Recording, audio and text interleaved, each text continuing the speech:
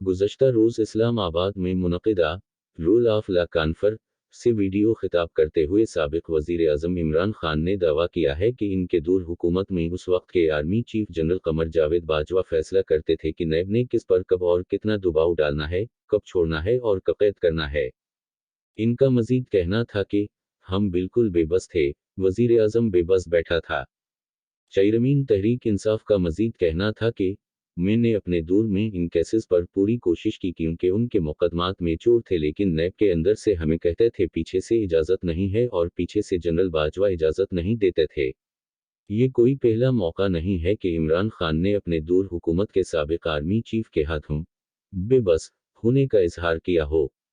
वो जब से अपोजिशन में आए हैं तब से मुतअद्दिद बार ऐसे दावे कर चुके हैं कि इनके दूर हुकूमत में असल इख्तियार किसी और के पास था और ये कि उनके हाथ बंधे हुए थे।